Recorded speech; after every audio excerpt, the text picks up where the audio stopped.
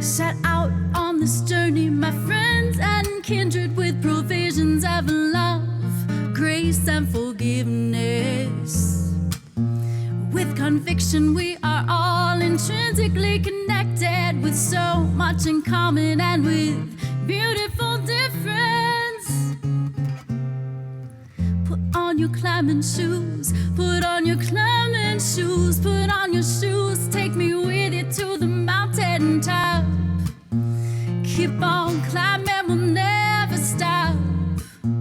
Ooh, put on your shoes. And a 1, 2, 3, 4. Put 'em on, get ready. Put 'em on, get ready. Put 'em on, get ready. Put 'em on, get ready. Hey, hey, hey.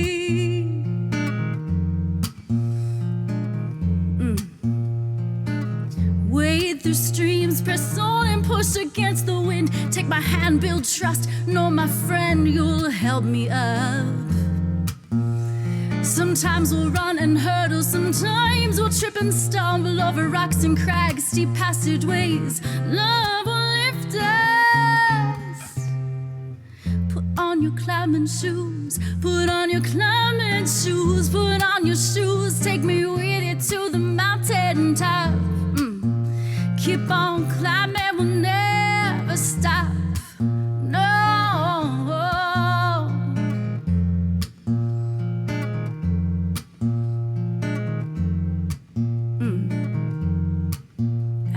Stormy clouds are covering the summit view. Remember how rainbows come into bloom. Storm clouds, showers, thunder, and drenching rain collide with sunshine, rays of light, two ribbons of colorful change. Put on your climbing shoes, put on your climbing shoes, put on your shoes, take me with you to the mountain top. Keep on climbing, we'll never stop. Yeah, keep on hiking and we'll scale the heights. Keep on walking, walk by faith, not by sight.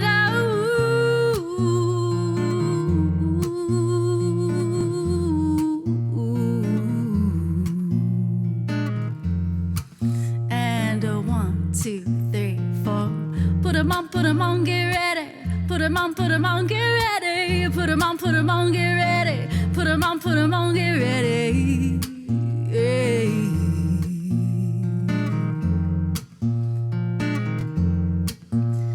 Put on your shoes.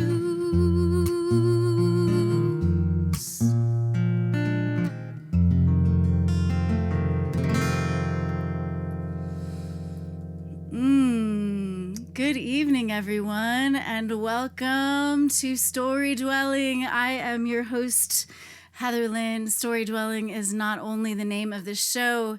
To us, it is also a practice of cultivating courageous, compassionate curiosity for ourselves and one another, recognizing the shaping nature of narrative.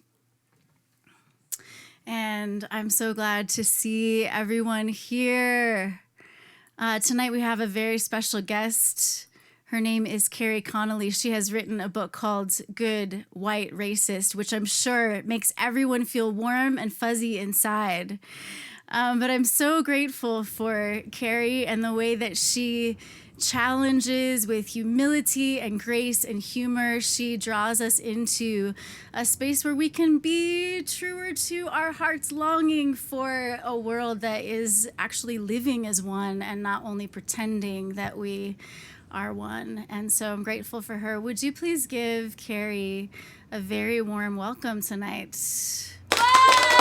Hi there. Kerry, it's so good to see you. How are you?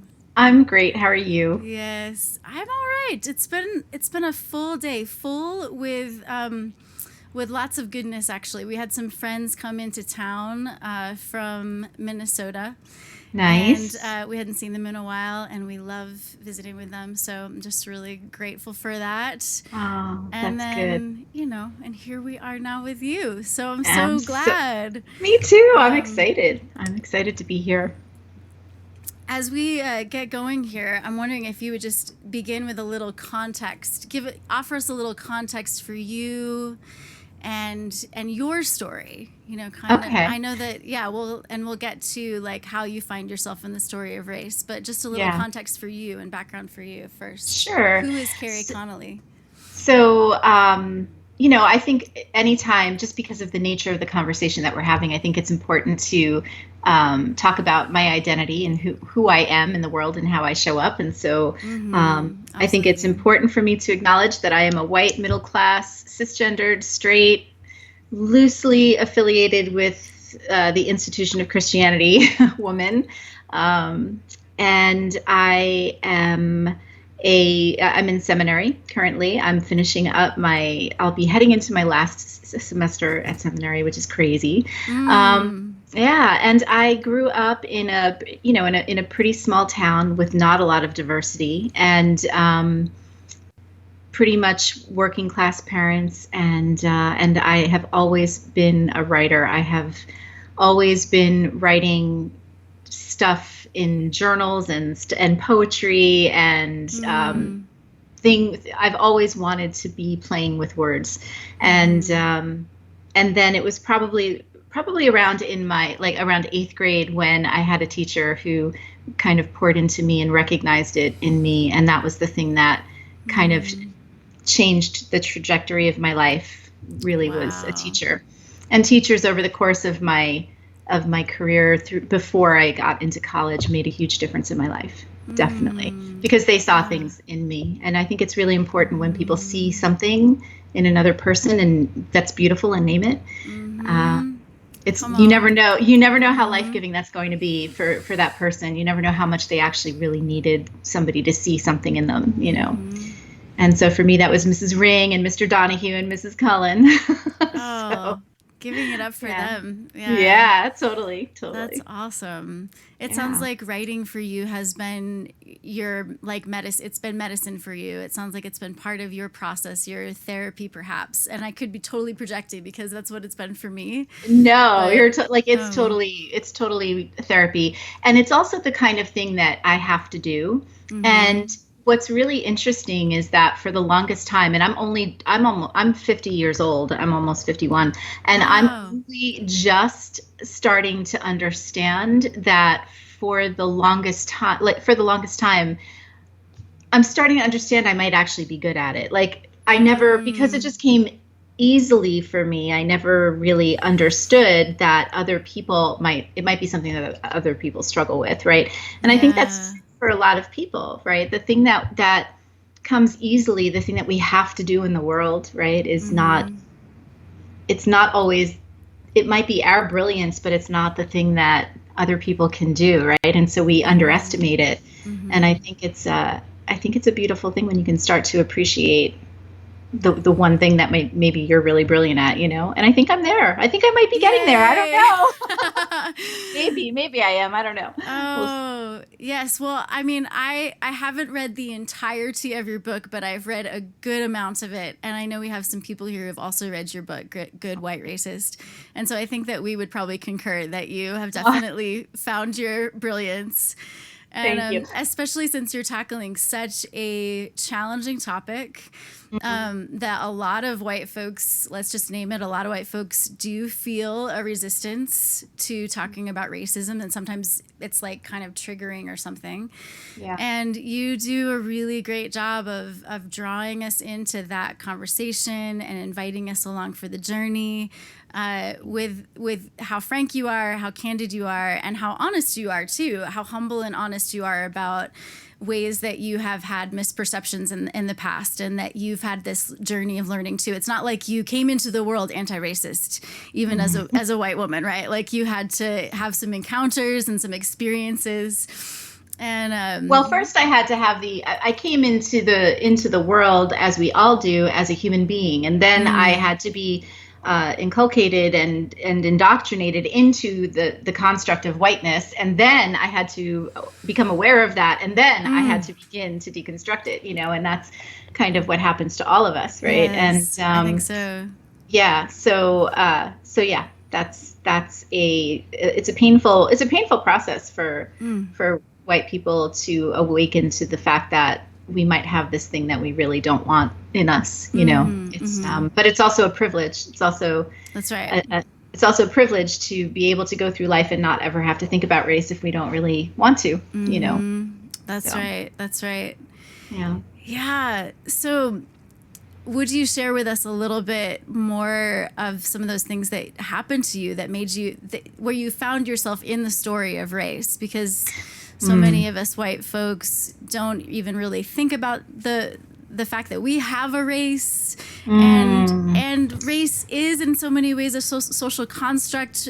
We are all actually one human race, but that does not. That's often not a helpful thing to emphasize in this conversation, right? Because it takes away the reality that people who are marginalized from the center of whiteness experience race very tangibly and painfully, and it's not cool. It's not good. Yeah. It's not good for us either. Right. Yeah. I think it's what's important and what you're getting at is that the paradoxical nature of race, and also we have to acknowledge as two white women that's exactly what we are. We're two white women. And so when I enter into the conversation, I really try to make sure that I'm talking about whiteness, right? Because I can't talk about the Black experience or the BIPOC experience. I can only talk about my experience as a white person and my own awakening to my privilege and my pseudo supremacy and my implicit bias and all that kind of stuff. But what you're kind of getting at there is the paradoxical nature, and that's exactly what my book is about. It's this idea that good people can be crazy racist as well, right? And so when you sit there and so you say it's a construct, but that's not helpful.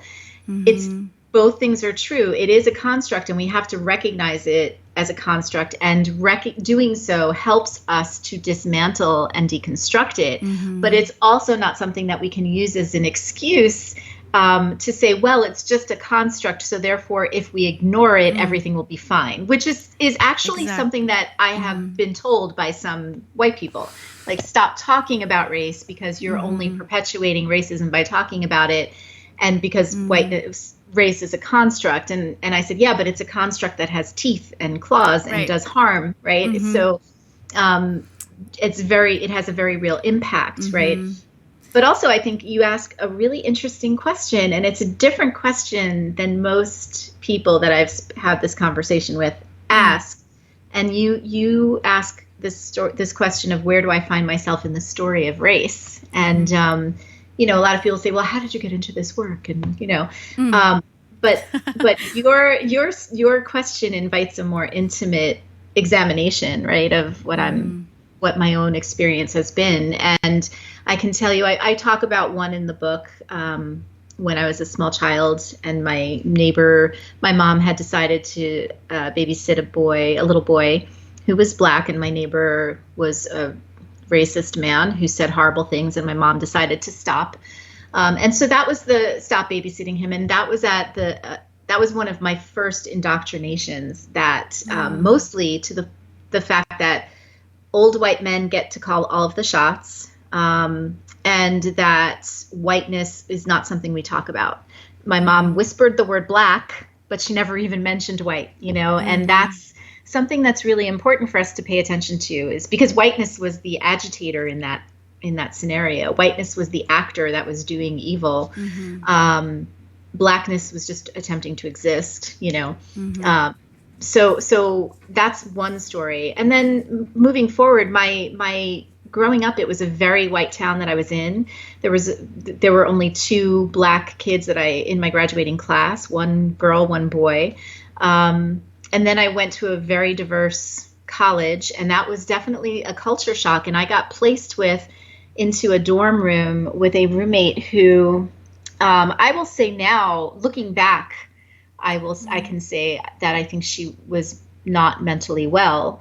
However, in the moment, it was a very racialized experience because this was there were a lot of there was a lot of race in the news at the time, and she made comments. She threatened me with a knife, and she made comments about the fact that she hated white people and she wanted to use that knife in certain white nether regions and things like that. And so for an 18-year-old who was really sheltered racially, that was a moment where I know I could have gone into a different direction, and I was headed there, right? And I wrote a letter then shortly after that, and I already told my age, so I can tell this story without giving away anything. I mean, congratulations for being 50, 51. It's amazing. Thank you. Yeah. It's an accomplishment. Absolutely. I'm way wiser than I ever was. I hope to be wiser. Sure. But there was so shortly after the Rodney King riots happened, and I wrote a letter to the Reverend Dr. Calvin Butts, who I had seen on a talk show, because I was so confused by what was happening and so hurt by it, and not hurt personally, but like I was in pain. Like it was painful to see what was happening and to try to understand it. And I remember that he wrote me back the most beautiful letter, and he just said, please just try to understand what the Black experience has been like, right?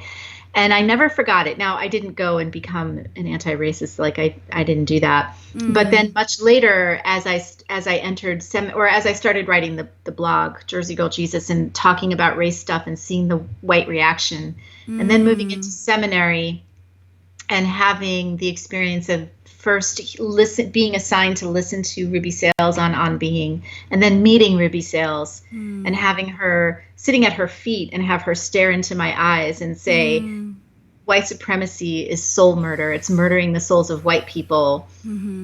It was life-changing for me. And that's really been the genesis of the work. Wow. So it was more different experiences, smatterings along the way that started to kind of surface some awakenings for you that just made you start to pay attention a little bit more, it sounds like. Yeah, definitely. As I wrote, especially as I wrote stuff around things around police brutality for the blog, and I was writing on a platform called Pathos, and for a blog called Jersey Girl Jesus, and I would write stuff about Jesus, and hardly anybody would pay attention. But I would write about race, and oh my gosh, the whole world just flipped out, right? And white people, especially, the reaction was so visceral. And I'm an Enneagram 8, so I was like, oh well, poke. I'm gonna poke that a little bit more. What's going on here? Like, how can you not see that this is an issue? That this is a problem? I don't understand how you don't see this. And so I started writing more and more, and that's really how I started learning, to be honest. Yeah, and I suppose those reactions that were sent your way in response to your blog post about police brutality and race, I'm sure you really got a very dense, potent experience of how toxic whiteness can be, right? Yes, especially white male patriarchy. Yes, very, and they're all intertwined. You can't. I really don't believe that you can work for the liberation of races, or the work for the liberation of the BIPOC community and liberating white people from our own racism. I don't think you can work toward that kind of liberation and not also work for the liberation of the LGBTQ community or women or all of the other, Yes, all of that. And all of that is also a construct. And so many people working on dismantling the patriarchy or whatever. Yes. They would never say that we should just ignore it and it will go away. Yeah, exactly. And I think one thing I'm seeing as I'm journeying with some other white folks too is we're understanding whiteness more, better every day, hopefully. I think so many of us did not grow up with an awareness of exactly how intentionally constructed this has been, right?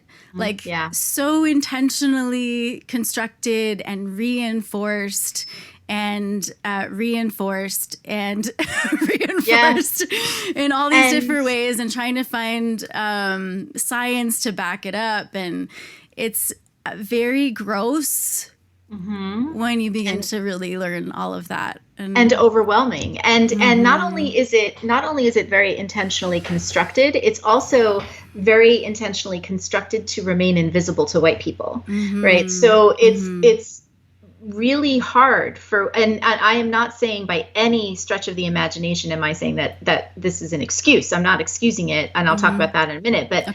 But it is very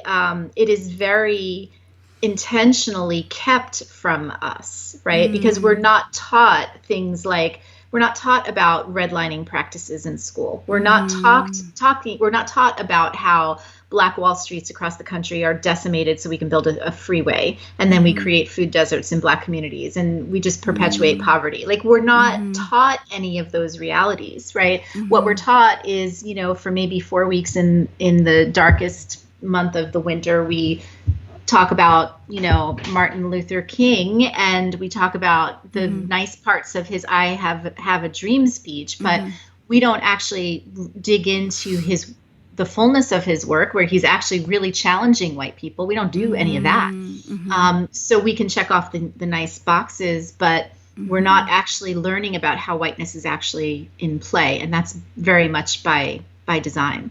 So it's important to recognize that it's constructed to be invisible. So I talk about a practiced not knowing, right?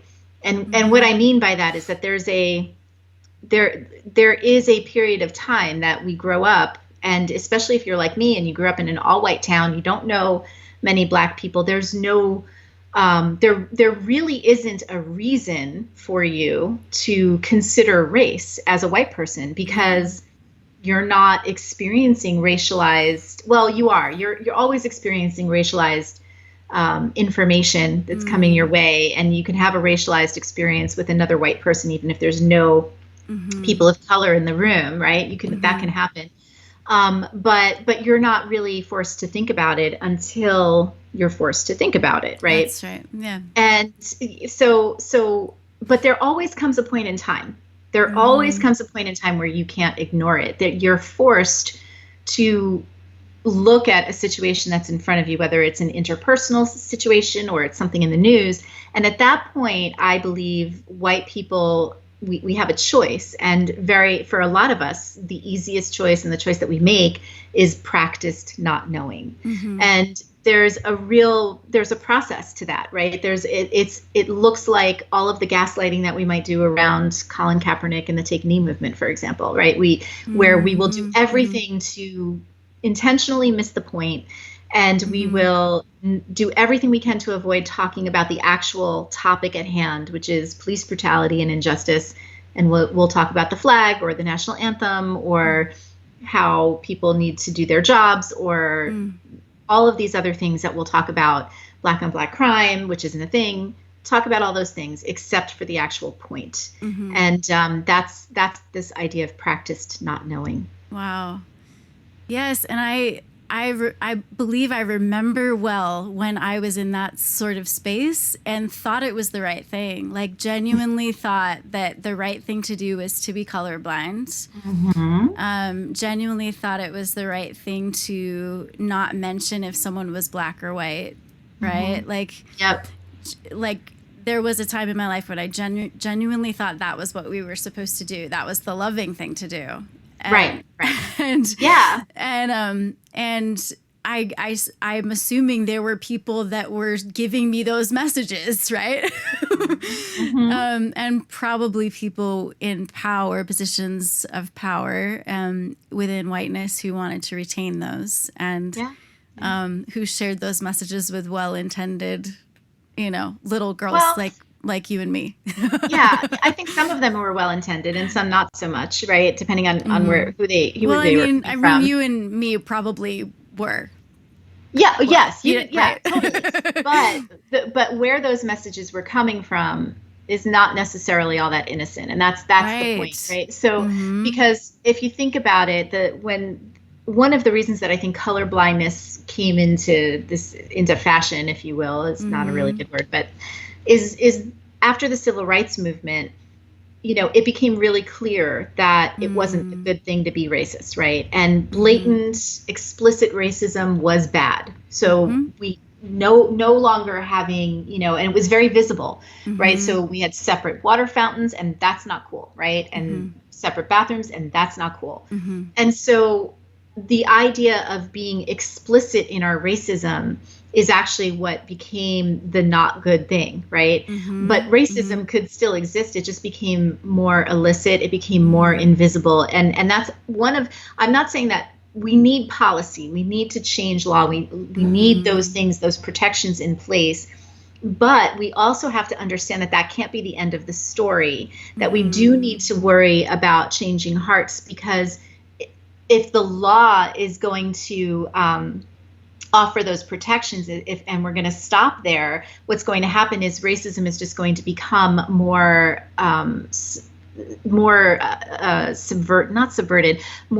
buried and less easily pointed to, right? You're not going to be able to just point to it and go, hey, that thing was really racist, and it's going to take a different. So the Southern Strategy, for example, is a really good example of that, of how a very intentional strategy of separating poor whites from Black people and keeping us divided and distracted, so we're not actually looking at the people that are actually doing us real harm, right? And that's a very intentional agenda that, and it feeds systemic racism.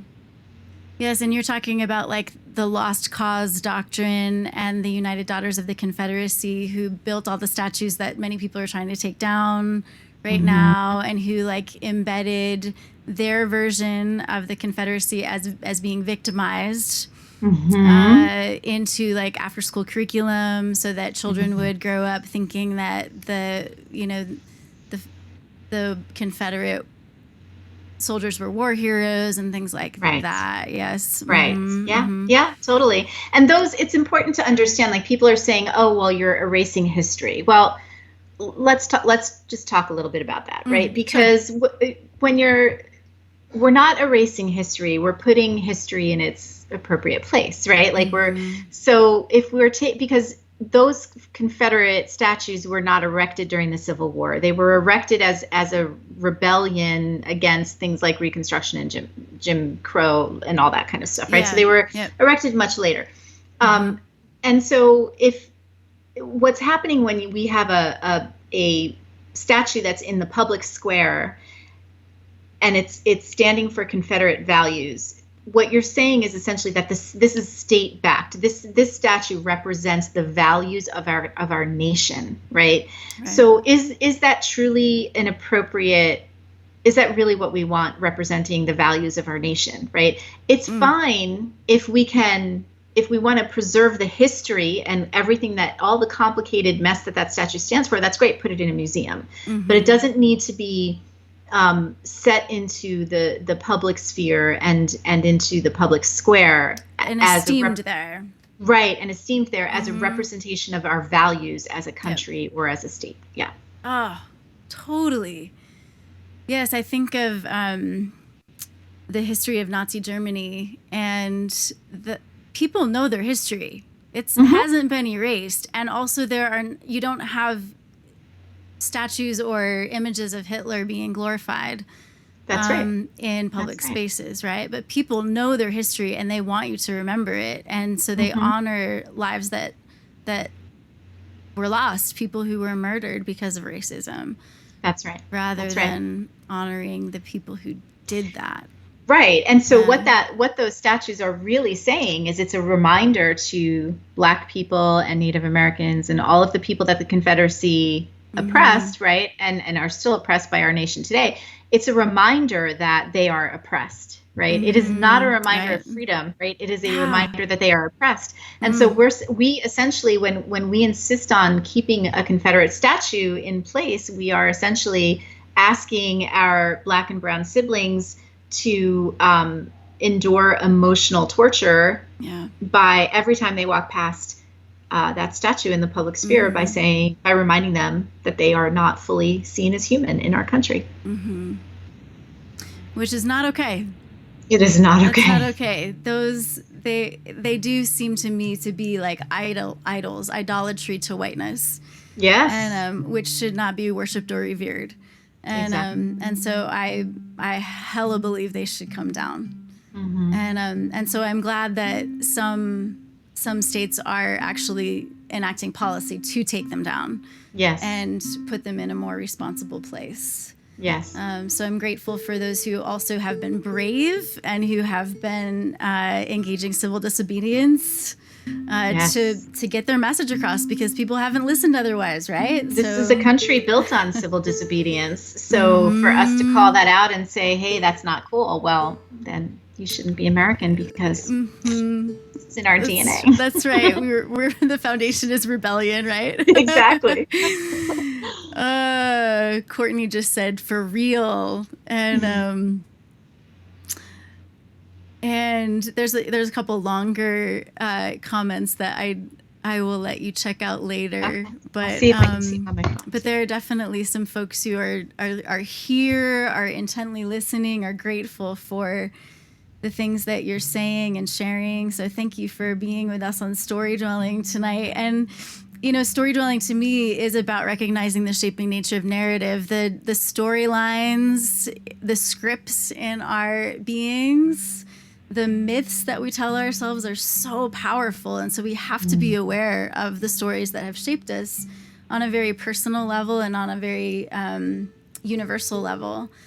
And we have to unpack that before we can really imagine and create a new story, right? Totally. So I'd love to share a song with you all, and this will give us a chance to breathe, give us a chance to process a little bit of what Kerry is sharing with us. And then, maybe when we come back from this, we can talk a little bit, Kerry, if you're willing, anything more about your personal journey as well. And then I also think the validity and the necessity of working both on our psyches and our souls, as well as systems and structures. All of that is important, right? Yeah, totally important.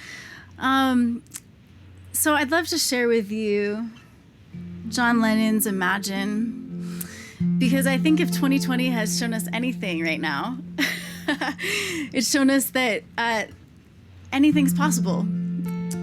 It's really kind of blown out of the water that we can't do some things.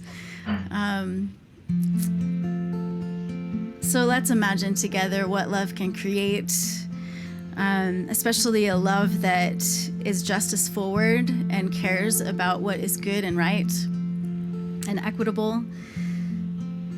And we'll be back with our guest, Kerry Connelly, author of Good White Racist. Really grateful for her presence, and thank you for being here with us for Storydwelling.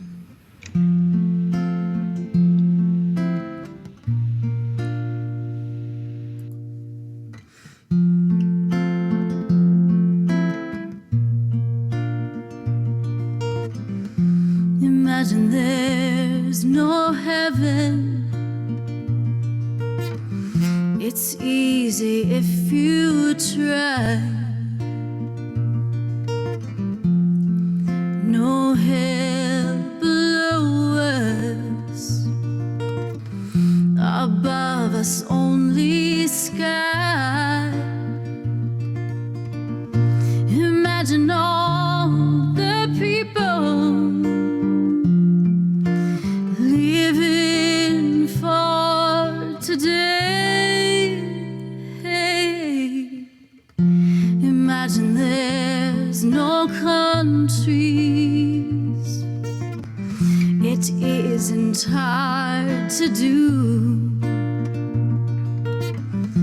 Nothing to kill or die for, and no religion too. Imagine all the people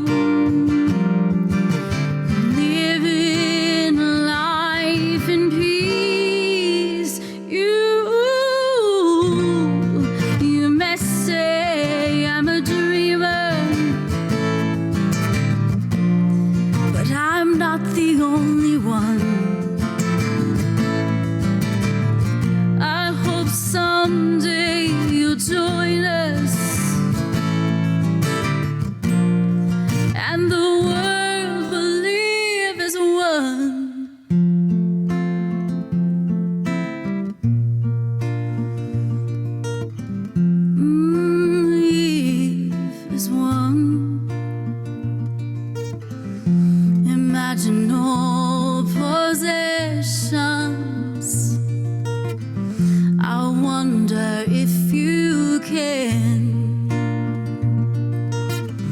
No need for greed or hunger, no.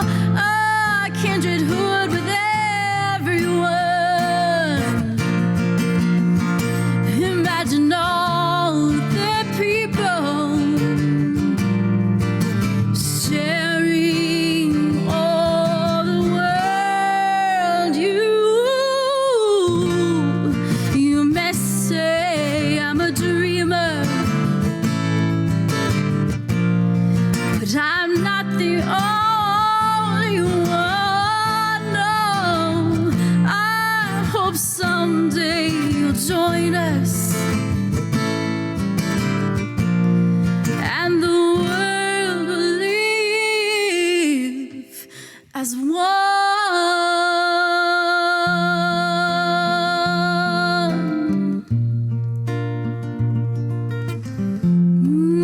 Live as one. Live as one.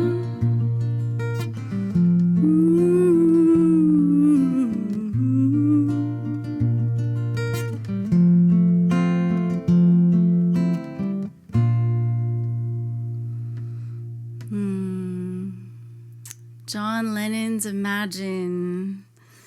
So amazing. I love your voice. Oh my gosh. Thank you, Kerry. Incredible.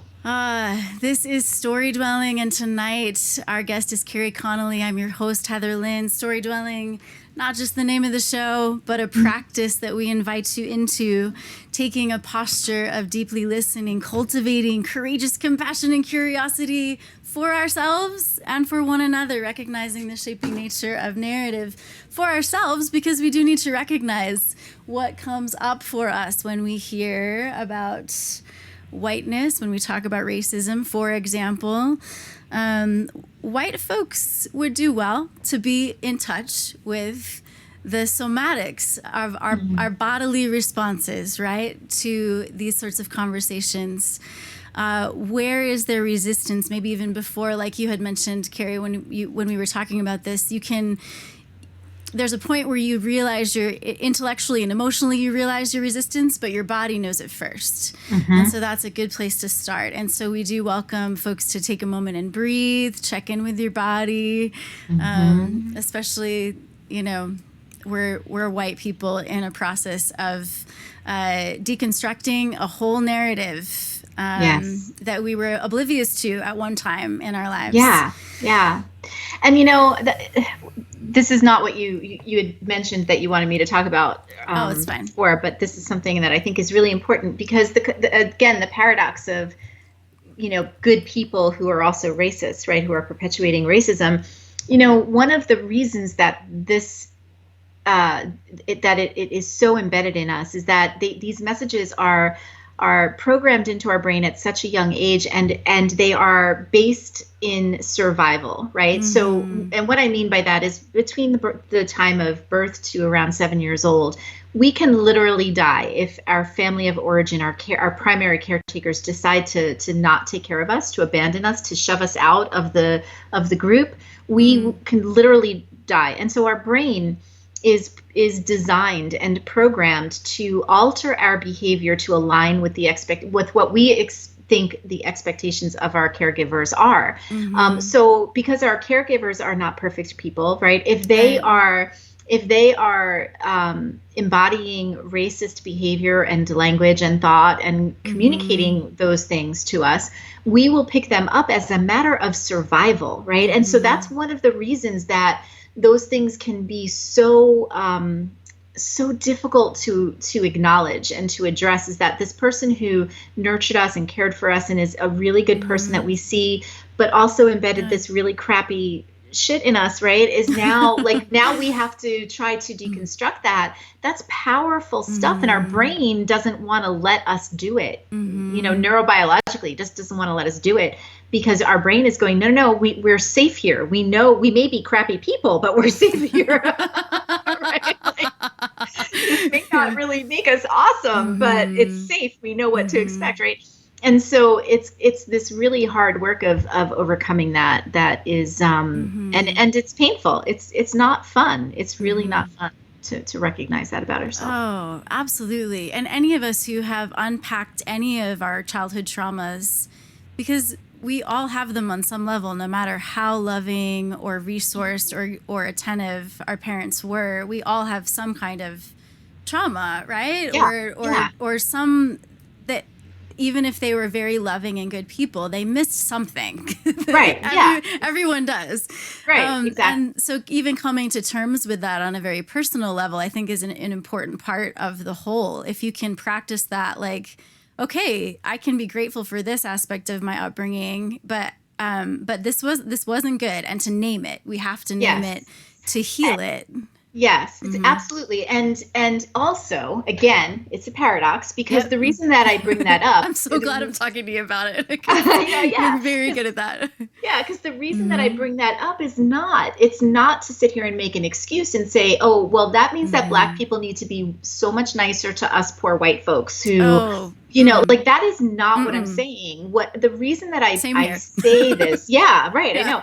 The reason that I say this to white people over and over again is because I want us to be able to kind of separate our sense of self-worth from these things, these ideas that have been programmed into us. Because once we can kind of separate that and we can understand why they're so powerful and why we're having such strong emotional reactions, then we can practice agency over them, right? That's right. But until we are aware of how our emotions and our thought processes are in operation and causing us to behave in certain ways, if we're not willing to examine that and to interrogate it honestly, then we're never going to be able to truly be anti-racist. We're always going to be making excuses and offering really lame justifications for why we are fine with people dying, literally dying in our country because of racism. And I don't think good white people really want to be doing that. I really don't. And so that's one of the reasons why I try to point to this and say, listen, we have to dismantle this thinking and practice agency over this in ourselves. Not to use it as an excuse, but rather to be able to really understand it. That's right. Oh my gosh, absolutely. I just lost my train of thought a little bit. I was thinking, so Sorry. I'm tracking. No, it's not you. I'm tracking comments because I want to involve people to co-create this with us. And good. We've got folks saying, "Well, thanks, HL. I wasn't remembering to breathe for that." This is one thing. Melissa says that's such a good point, and that was generally in this concept that we're talking about. Courtney says when you break your leg or get emotionally hurt, the same part of your brain fires. It literally puts us in pain. What a great point. Literally painful to admit you're wrong after 30, 60, 98, whatever years. Yeah, exactly. And I think, when we talk about all the things that come up for us, shame and anxiety, I think are two massive things that come up for white people. And that's a part of the resistance to talking about racism and how we deconstruct it, dismantle it in our own lives, our own psyches and our own souls, and then do the bigger policy work that needs to happen as well for the collective to be anti-racist, and truly working towards living that oneness that we thought existed, but it doesn't yet. We've got to work for it, right? Yes, yeah. So, but even though shame and anxiety are triggered in us, it's not like that's not what we want for people, right? Necessarily to have shame and anxiety, unless that's your only motivator. Well, here, but I think we have to be on. Yeah, like that would make you pretty psychopathic. But I think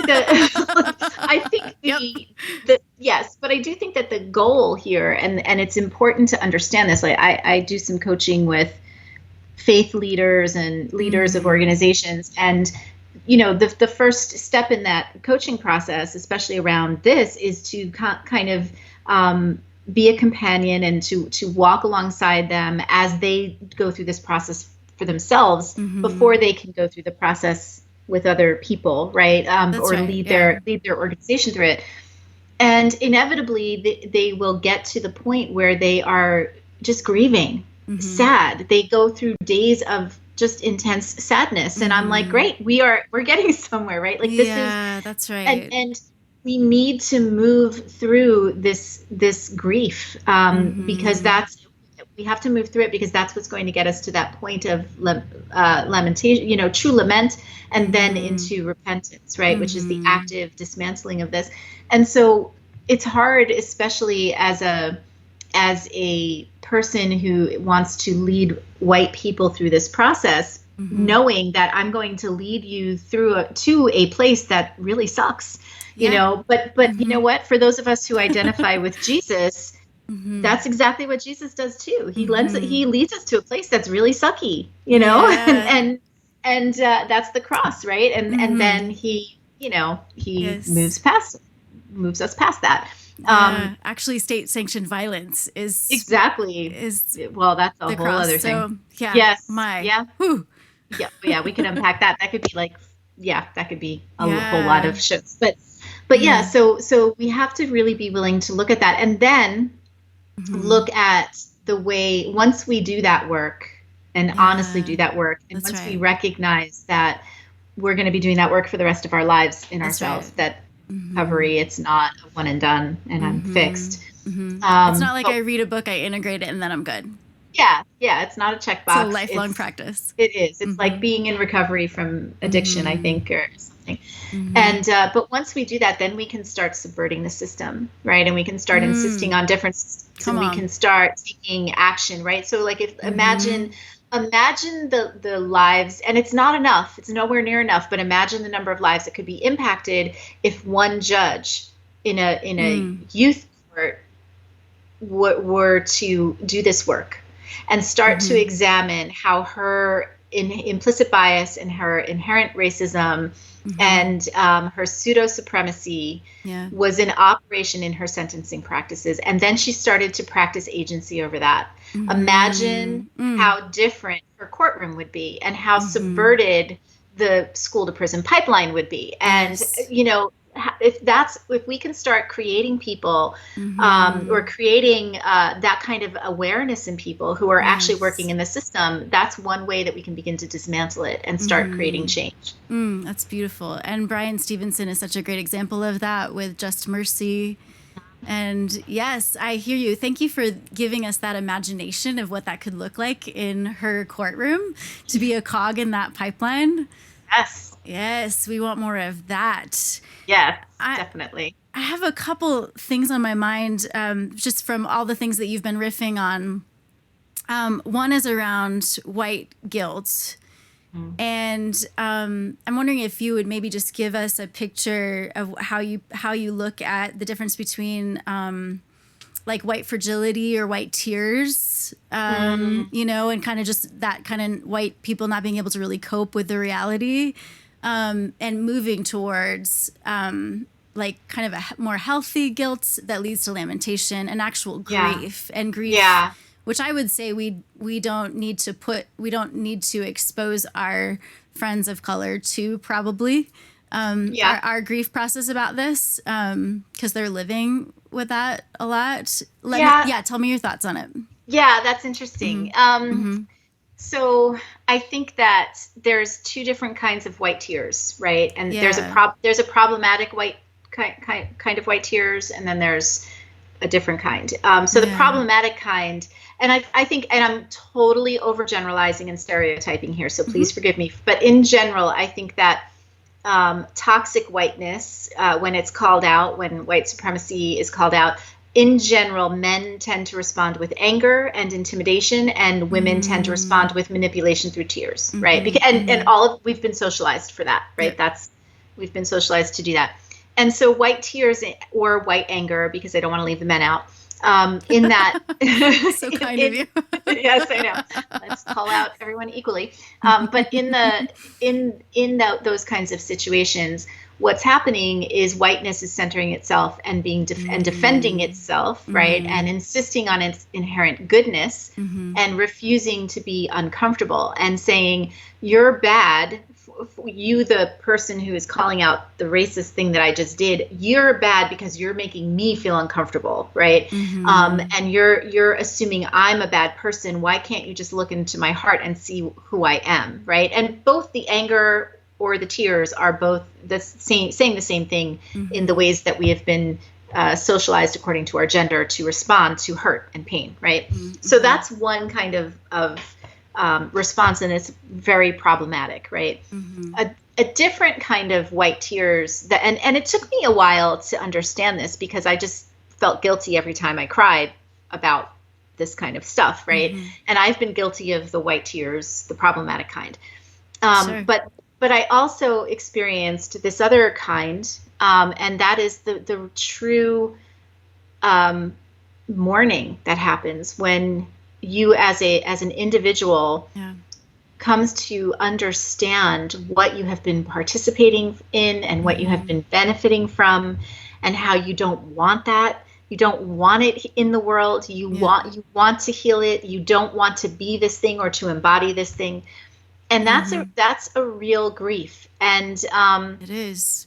It's a very real grief. Now, I agree with you that we don't need to be calling up our Black friend and being like, "Can you come over and wipe my tears?" Right. Over this thing. Like, right. Totally, that's very true. However, I do think that there is something beautiful, especially if it could be done on the collective level, right?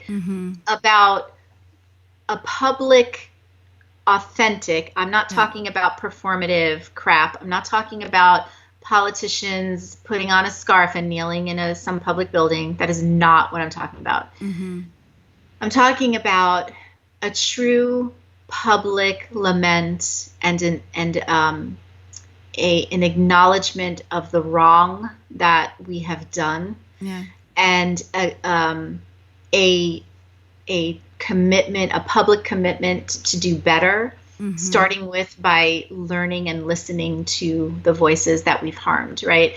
And there's a chapter in the book about language, and in there I talk about the way that torture victims essentially have their language removed from them. That's the point of torture. It removes their language, reduces them to a prelingual state, and then basically inserts the language of the captor into them, right? And that mostly people would say, okay, well, let's get revenge and everything will be fine. But studies actually show that that's not what brings healing to those victims. What brings healing is telling their stories, giving their voice back when they're finally able to share their pain, and with their abuser and with other people. That's what gives them their power back.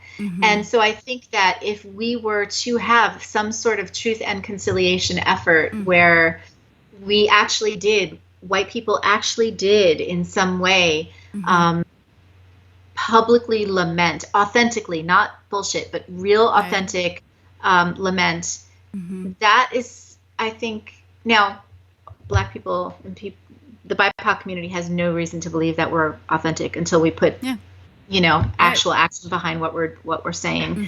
But in my vision, that would be something that I think could be healing. If we could, I have also wondered a lot about a truth, and you're using the word conciliation, I think, intentionally instead of reconciliation. Yes. Would you share about that? Yes, I learned that from Mark Charles, who is a Navajo man who's currently running for president, FYI. And he says that we've never had, reconciliation indicates a time in which we have been together and then came apart. Yep. But we never actually were together. So I have, that was such a good point that I have started using conciliation. Yes, I appreciate that, because as we were talking about at one time being oblivious to being a part of a story of race, and at one time thinking that colorblindness was the right thing to do, I also remember when I thought that racial reconciliation was the thing. And yet I also still I had this but I wasn't the party that was harmed, right? And knowing that there was more pain there. Yeah. So I saw on some of the comments, I don't remember who it was, but I'm looking down at my phone, but I saw somebody said something about, like, at one point I thought that separate but equal was good, and there are some I try really hard to listen to the voices of the BIPOC community, especially Black people. Yeah. And they're all very different, right? But there are some Black people who have expressed to me that we do need our separate space, because we need to be away from whiteness for a while, because whiteness takes up all the air in the room, right? And it must be exhausting. It must be exhausting. And I can only imagine, but and I think that white people get really affronted by the fact, like, oh, wait, what do you mean there's going to be a Black only space, right? But if we're going to be true allies, I think we have to get used to the understanding and we have to recognize that there might be some places where we don't get to go, and that needs to be okay, right? And so as I'm in deep, well, we've been able to go everywhere and do everything, so exactly. So we're totally not right used to that, right? Right, exactly. And so as I'm in deep relationship with people of color, I still recognize that there are boundaries to our relationship, because there are going to be some times where they're just going to need to go away from me, because they need to go be with other Black people who can, nurture them in a way that I just can't as a friend, And that's really, in so many ways, basic, healthy human relation tips. Yes. That sometimes if you love someone, you give them space. Yeah, right? Exactly. And actually, sometimes that's even considered a love language in some spheres. Yes. And so being able to talk honestly about that and not take offense to it is a good practice. Thank you. Well, we have one more segment after this song. And we can just talk about anything that you want to when we come back, Kerry. Okay, that sounds good. I'll try and think of something. But Kerry Connelly is our guest tonight. She is the author of Good White Racist, and she works with white folks to address, internalized racism and white supremacy. And so I'm grateful for her work. It's impacted my life, and I hope that it's impacting yours right now. Some of us are reading her book and are discussing it tomorrow evening. So if you'd like to be part of that discussion, let me know and I can send you the information. And then, I hope that you do check out her book. And I'm gonna go ahead and do this song, and we'll come back for more conversation in a moment. This song is called Rose Petals. It's a cover song written by. I'm covering it. It's a cover song to me. Written by an incredible Black artist, singer-songwriter named D. Wilson. And I would encourage you to look him up. You can find his live performance of this on commonhymnal.com. And I want to make sure that I direct you back to him, D. Wilson. And I can put that info in the comments as well, or someone here can do that, as I appreciate you all doing that. This show is called Storydwelling, and I'm Heatherlyn, your host, and this song is called Rose Petals.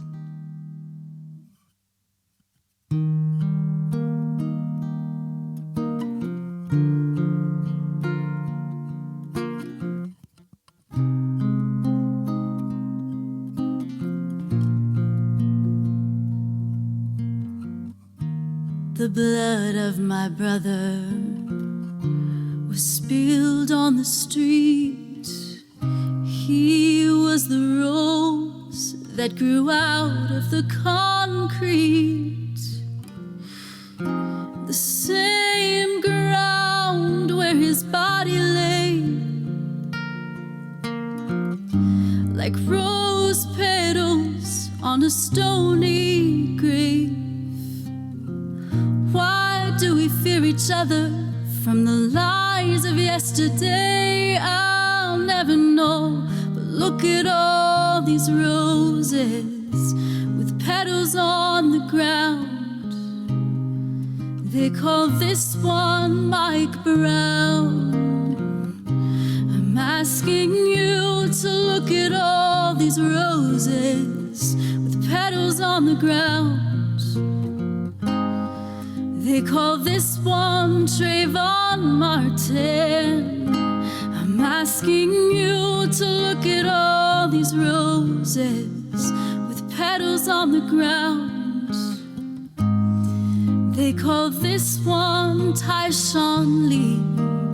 I'm asking you to look at all these roses with petals on the ground. It's far too many for me. The tears of their mother spilled at each grave.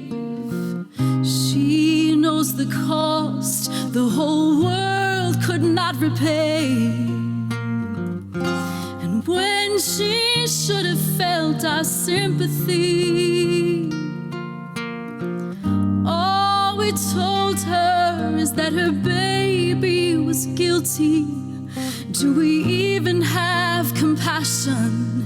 Do we even want to see? I'll never know. But look at all these roses with petals on the ground. They call this one Freddie Gray.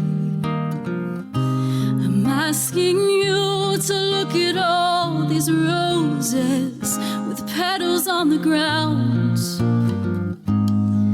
They call this one Eric Gardner. I'm asking you to look at all these roses with petals on the ground.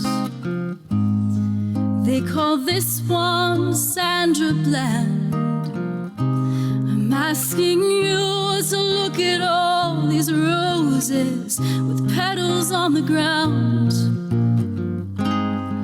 Every woman, every man.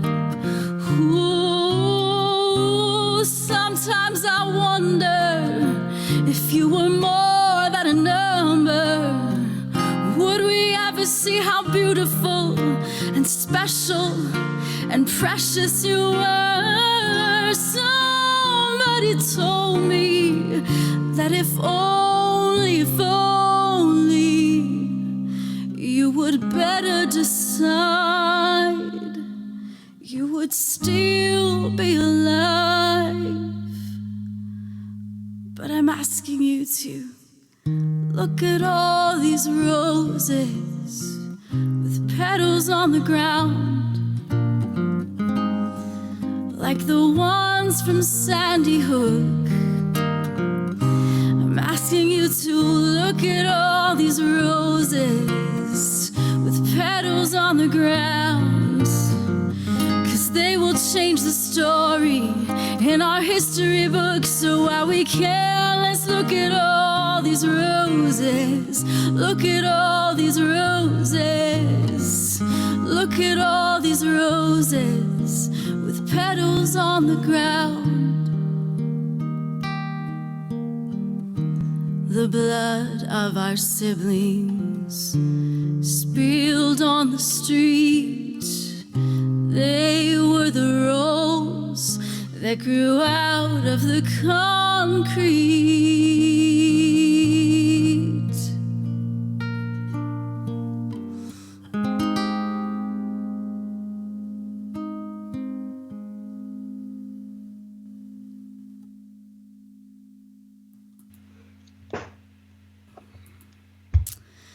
That song was Rose Petals by D. Wilson, an incredible Black artist, singer, songwriter. You can find his performance at commonhymnal.com. Look for Rose Petals there.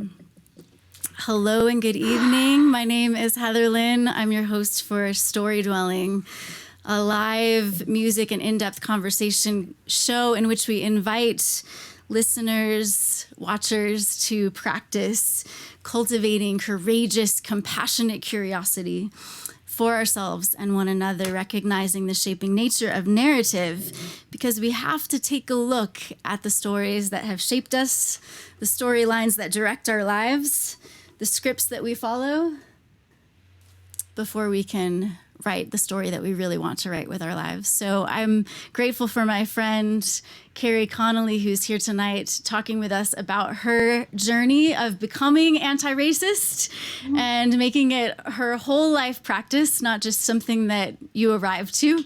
And I'm grateful. I'm so grateful, Kerry, for this conversation and your work. And I think there was something that we were planning to talk about now, but what's on your mind?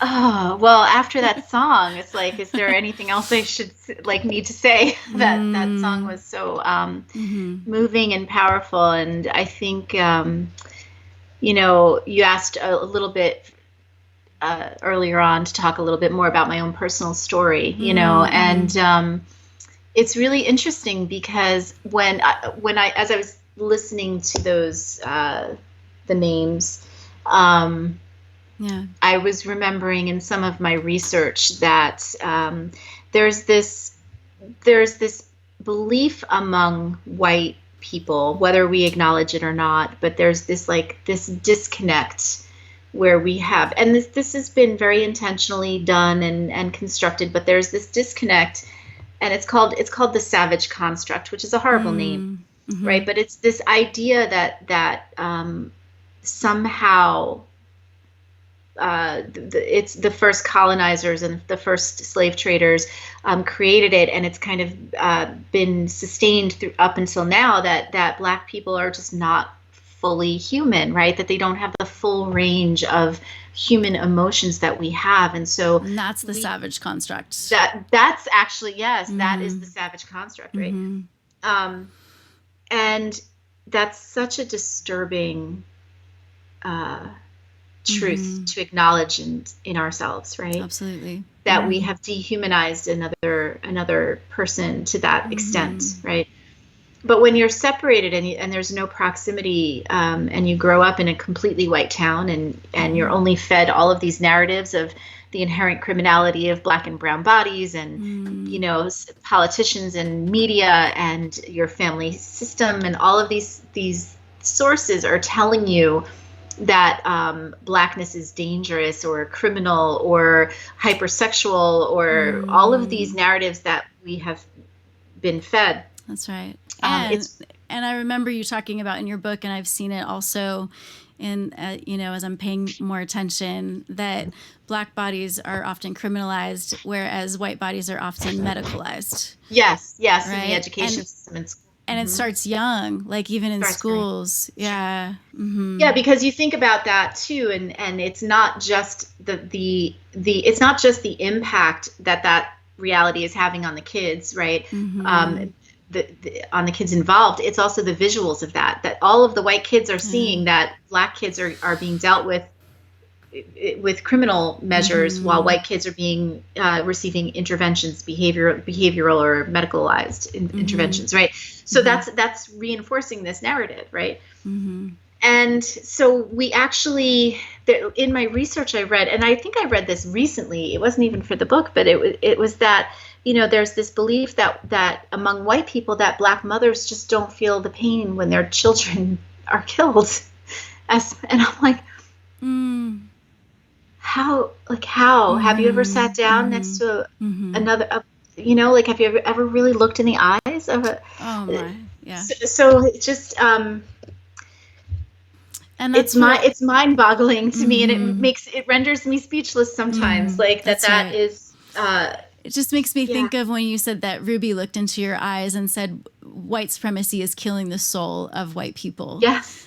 And that's why you and me as two white women are having this conversation with a I think mostly white audience right now, because we know we need to be about this work, and we know it's killing our souls. And that's such a keen example of how could you not have empathy for a mother when she loses her child, and so unjustly and so brutally. Right? Exactly. And so if we've lost that capacity for empathy with another human being, our souls are dying, right? Exactly. And so as you were, I was thinking about my story and in the way I find myself in the story of race. Two really big parts of that story are the very first class that I ever took in seminary, and we had a long conversation around race, and it was a very diverse class. And we were all at different points in our racial awakening. And at the time I was like, I'm so woke, and I was so not woke, right? But we but I we thought do I like was. to think we are when we start Yes. to get to be, though, like, oh, I'm figure so this cool. out. I know this. Yeah, exactly. Oh, right? man. Yeah, you don't gotta tell me. I Some know. gold stars for that. Exactly. Just probably another construct of whiteness. Yes, 100%. And like, especially white women and our perfectionism, right? Oh, God. Yes. Yeah, it's bad, and capitalism. It's But terrible. And capitalism. and capitalism, yeah, it's really bad. But we had this beautiful conversation, and even the teachers and the TAs were like, wow, it didn't go like that last year. Like, there was something really magical about, I don't know if it was just the group that we were in. And it was a really beautiful experience. It was an intense, exhausting experience, but it was really beautiful. And then the next semester was when we were assigned to watch the episode of On Being with Ruby Sales. And the thing that she said in that episode, and I listened to it like 14 times because it was so good. And the thing that she said was, I know that there's a Black liberating theology. She goes, but I want to know, where is the white liberating theology? Where is the theology that liberates white people from, from the white person in Appalachia who's struggling to put food on the table, the white person in Massachusetts who's suffering with a meth addiction? Like, where is the white liberating theology? And then I got to meet her, as we said, and she literally, was sitting at her feet on the floor, and she took my hand and put it on her lap, and like was holding it on her lap, and stared into my eyes and said, white supremacy is soul murder. It's murdering the souls of white people. And then she talked about how we are losing our heritage and our ancestry and our culture, right? And she's and we are being flattened. And I will never forget this. She's like, it is flattening and homogenizing. That's you. Right. And I was like, it's like milk. Oh, yeah, exactly. And I was like, wow. And that's what has kind of set me onto this journey of really trying to. And then as I started thinking about it, well, what would a white liberating theology look like? What would that be? And that's when I realized that we completely lack a prophetic imagination to lean into this new thing that white people can be without the construct of pseudo supremacy. And that's one of the reasons that we hold on to this gross, disgusting, horrible thing, because we don't have another thing. It's like swinging on one of those swings, like those things where you go back and forth, like the monkey bars, and you don't have the next one. So you're just like hanging there, holding on for dear life to this thing, because you don't see the next rung to grasp, right? So we have to start imagining what that next thing is going to be. I love that, Kerry. I love it. Yes. And this is where so many people, so many white folks, I will just go ahead and say that, white folks, right? That is something that I still struggle to do. But so many white folks do find some sort of satisfaction in like serving, like going on a mission trip, say, and building a school or something. And then they feel like they're helping those who are less fortunate or marginalized, not realizing that we are part of a whole system and structure that it's not just a lack of fortune at all. Right. And that's more about like, I'm going to do this for them rather than our liberation being bound together. And that is what this is my soul, like rages and is on fire for this reality of our liberation being bound together. And that's how I want to be about this work in the world. And that's what I want to invite other white folks into. Yes, that's 100%. And, the industry of Christian mission, and it is an industry, is... Oh, because capitalism. Oh, right. Exactly. Yeah. Exactly. We go in, we strip the land, we enslave the people, and then when they're poor and devastated, we get to go in and be the savior and fix all their problems.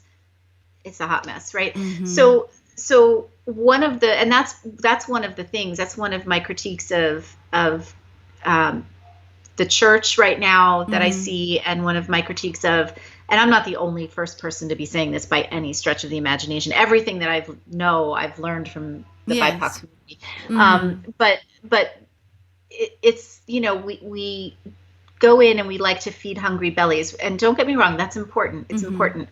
but we are unwilling to look at the systems that perpetuate those hungry bellies, right? And we refuse to do anything to dismantle or challenge those systems, because essentially they make us look and feel good about ourselves. And it continues and perpetuates the savage construct. Oh, look at those poor Black people that need us to help them, right? Which is crap. It's complete crap. Total white supremacy and Christian supremacy, which I think are inextricably linked. So I'm glad we're addressing this. Yes, 100%. And so we have to start, if we really want to help, the first thing that we're going to have to do is acknowledge the ways in which our current ways of helping perpetuate these systems, and then question and interrogate them and begin to make different choices, which has to include the leadership, submitting to the leadership of people of color and Indigenous people, because they know what's best for them. Absolutely, right? And this, I feel like you're getting at a little bit of the platinum rule. Like, we've been taught the golden rule so well to treat others as you would like to be treated, but but even not trying to one up Jesus or anything like that, but you know, as we learn, the divine might even be evolving. Who knows? So, I believe the divine is. So the platinum rule of like treat others the way they want to be treated. Yes. Right? Like take a moment to sit back and learn and listen and empathize. Is this good for you? Yeah, exactly. Like, you know, I may love coffee, but if I insist that you drink coffee and you're allergic to it, well, that's not really doing you any favors, you know?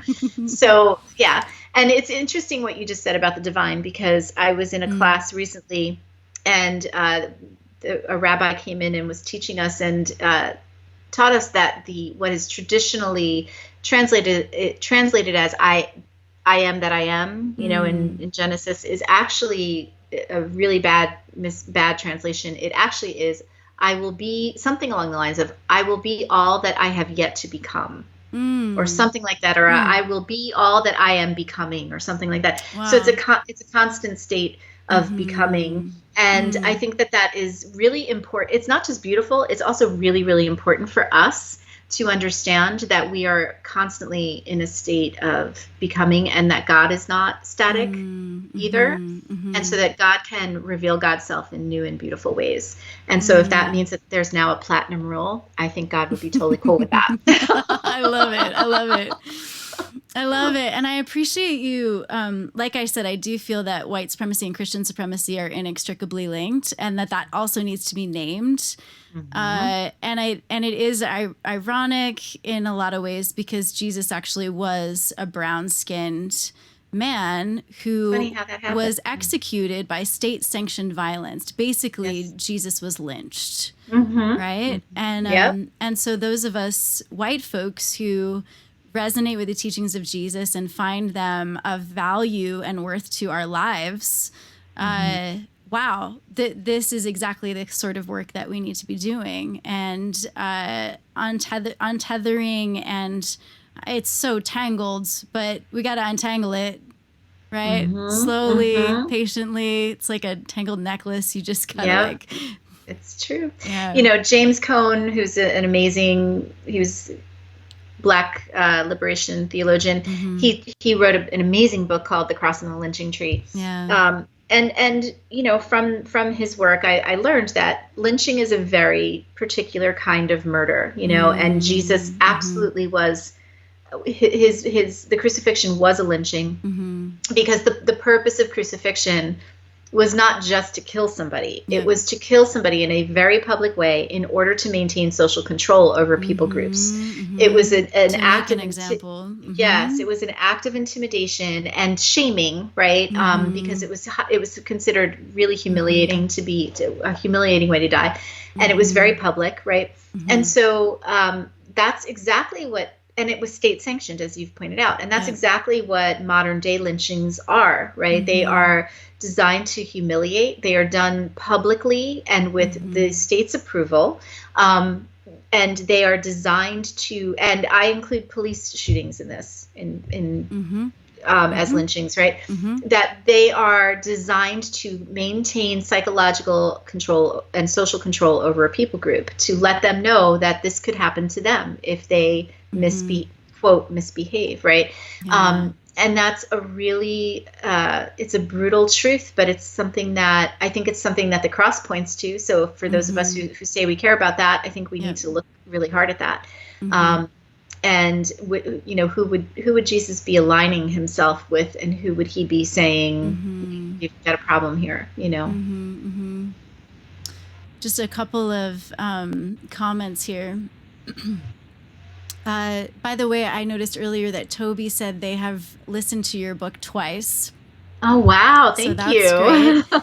And I know Nicole is here, and her father has been listening to it, and he's been working working around equity and equality for many years, and your book is still really deeply impacting him. So that's really cool to hear. Amazing. Thank you. And she also is the white mother of a Black son, and so she speaks of international adoption is rife with this, and I think that was our conversation around mission as all of those dynamics we were discussing.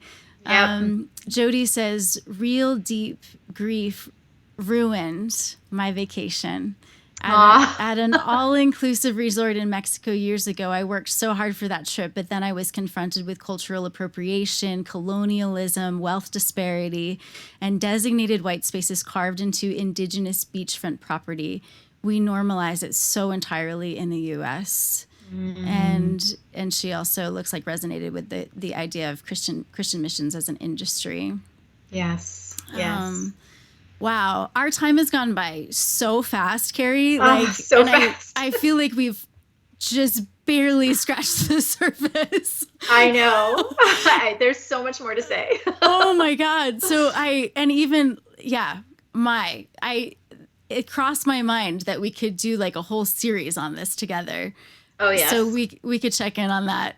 Okay. And see what there might be to explore there. Yes.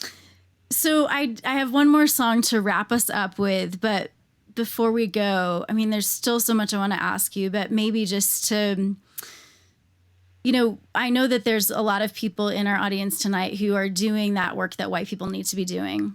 And I think that one of our biggest challenges is also talking with other white people. And I know one thing that I've been encouraging is come with the same humility that you are seeking to practice as you listen to your kin in this human family who are Black, Indigenous, and people of color. Bring that same humility when you're talking to people who are white. And just as you're demonstrating in your book, Kerry, where you're like, I didn't know this before. And here's what I used to think, but here's what I'm learning now. And would you consider this, right? Yeah. That's kind of the approach that I'm taking these days, and trying to be more intentional about entering those very difficult spaces. As we kind of wrap this up for the night, maybe we'll come back to it later in various ways, each of us will. What would you like to say to us, just as we continue to go deeper in this work in ourselves, and also as we seek to be the change we want to see in the world? Yeah, that's a great question. Thank you for that. I think that I want to tell a story. Great. And you guys can see this all play out on my Jersey Girl Jesus Facebook page, because it's all there. And I can't take, I know I don't normally call people out, but he did this publicly. So there was a guy who apparently read my book, and he left me a scathing review on my Jersey Girl Jesus page. And he sorry about that. No, that's okay. That's okay, because it took an interesting turn, because he caught me on a good day, because I'm not normally this good. Just be honest. Seriously. It's tough. You're like, it is. It's your life to live, and I'm really bad at it. Yeah, exactly. But I don't know. There was something about him. So what happened was he left this review, and it included something along the lines of he kind of escalated as he went along, and it said something along the lines of if I'd known, I should have researched who you were. If I'd known that you were a white woman, liber, communist, never Trumper, I would never have bought your book or something like that, right? Yeah. And I remember then you posting about this. And it's, yes. And then he said something like, I hope you don't off yourself next November or something when he wins. Like something really like, whew, I was like, oh, wow. Okay. Like maybe he really did. Yeah, exactly. Like, I think you kind of want me to. Oh my God. Terrible. It was. And so I just kind of responded. I was like, wow, what a fun and loving message or something like that. Have a good night. God bless. Like I was going to just not engage that. But then I went back and I read his message again. And it started off with this story where he was saying, my daughter called me a racist and I didn't think I was. So I wanted to go out and buy a book to find out if I was. And so he went out and bought my book and I told him he was, and he didn't like that, right? So he hated the book, right? But I was kind of really moved by this idea that this dad who had been told by his daughter that he was a racist and he didn't think he was, and he didn't want to be a racist. So he wanted to find out if he was so he could fix it. Like that's what he said. And I was really kind of moved by that. So I was really not being sarcastic or anything, but I sent him a message back and I said, hey, you know what, George? I said, I really admire you for that. So I want to send you a check for $12 and you can go buy yourself a book. And I recommended 2 by 2 Black Men. And, nice. And that's great. But what was awesome was that we ended up having a conversation, like an actual conversation. So the point of that, and you can go look at the conversation on the page. I think you can find it. You might have to be, I don't know if you're going to be able to find it, but anyway, it was there. But the point of that is that behind all of his, ferocious talk, he was just a human being, right? He's just a human being. And I think that it's really hard for us to remember when somebody is being so disgusting to us that they are really just a human being in pain, right? And holding hurt. Now, I will also say that there is no chance in hell that I would have ever let him spew that kind of crap on a page where in a space where my Black friends were. Like I would be super protective of my Black friends. I will not enjoy, or I will not permit any kind of crap on my page because I have so many Black friends who are on my page, and I will not. That is going to be a safe space for them. Black people shouldn't have to put up with white people who say that kind of crap, right? Yeah. At all. Come on. But as a white person, I kind of consider it part of my job as an anti-racist to engage that person, even as he's spewing that crap at me, right? It's almost like part of our privilege to put up with the bullshit. Exactly, right? And so I can use, because I don't need to take all my energy just to survive the day the way Black people do, right? I can use the extra energy that I get as a privileged white person to be able to use some of that energy to deconstruct what he was saying and to meet him at the level where he could be human. Yeah. And he could find his humanity again, and he could see mine. And it got to that point. And so I'm not going to say that I'm always going to be capable of that. There will be times where I will, not respond so well. But something about George just hit me the right way. I'm so glad. Yeah, it was pretty cool exchange after a while. So. I love hearing about that. I love it. And I love that even though he said, there was just definitely some crap in there, but you found the thing to connect on. You found the thing to affirm and the thing that you could just be like, you know what? Let's talk more. Yeah. Or, you know what? I will give you a refund for my book since you did like it. And yeah. And I just love that. Yeah. Somebody said, oh, you guys could probably get a beer. At least he has a sense of humor. You guys could get a beer. And he wrote back, he goes, I like beer. And I was like, we have an entryway here. It was so funny. It was fun. I love it. So, folks, I do hope that you get Kerry Connelly's book, Good White Racist. You can see what it looks like there, but just Google it, Good White Racist, Confronting Your Role in Racial Justice by Kerry Connelly. And you can also, so Jersey Girl Jesus is what your blog is? Well, I don't really write there so much anymore. The best way to find me is kerryconnelly.com. kerryconnelly.com. Yeah. Awesome. And you can see how to spell her name, double N, double L. Yes. Oh, double R, double N, double L. Yes. That probably means something somewhere. It's good. It's so many consonants. It's Yes. good. It's great. Oh, my friend, I'm so grateful for you. And I'm wondering if you'll stay on this call for a moment while I just wrap up with one more tune. Definitely.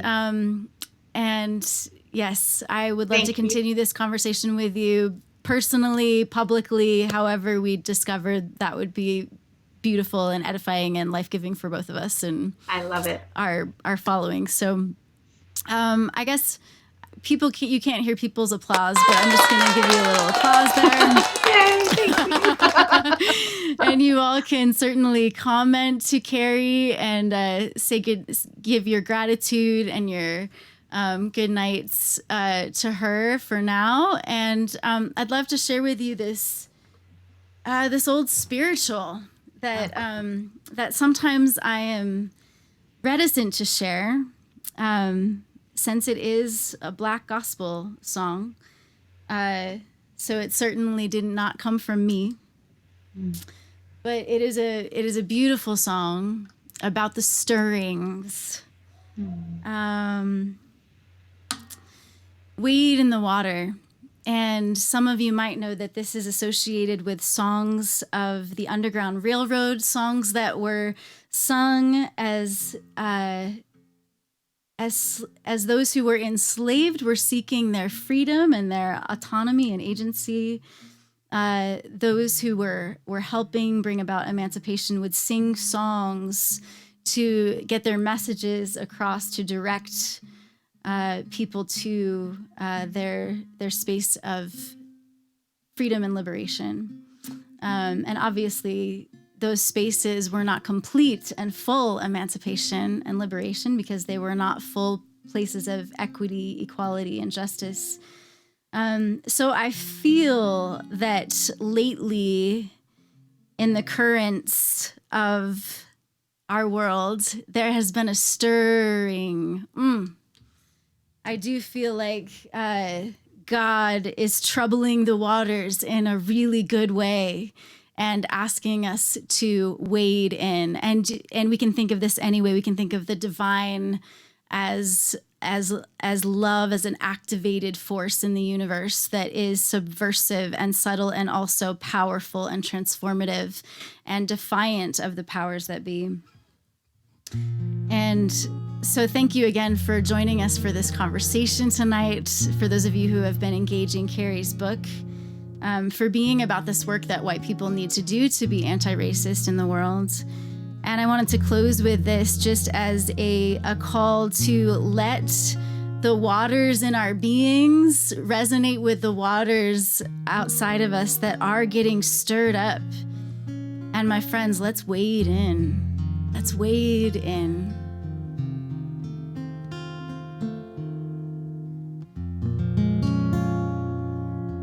Wade in the water. Wade in the water, children, wade in the water. Gods are gonna trouble the water. Wade in the water. Wade in the water, children, wade in the water. Gods are gonna trouble the water.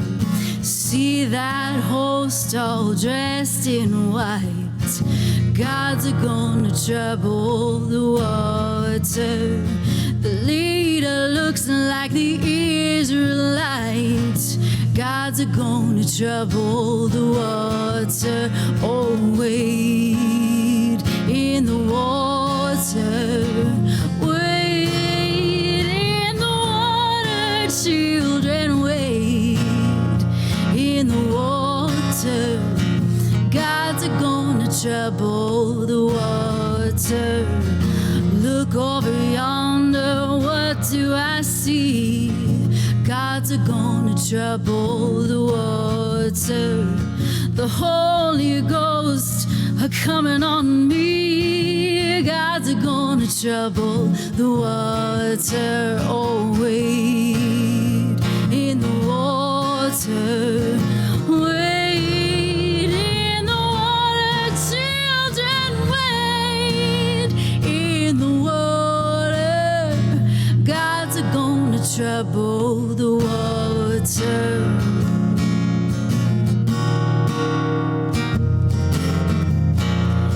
If you don't believe I've been redeemed, gods are gonna trouble the water. Just follow me down to Jordan stream. Gods are gonna trouble the water. Wade in the water.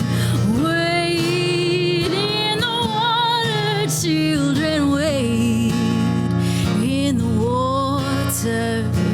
Gods are gonna trouble the water. Gods are gonna trouble the water. Gods are gonna trouble the water.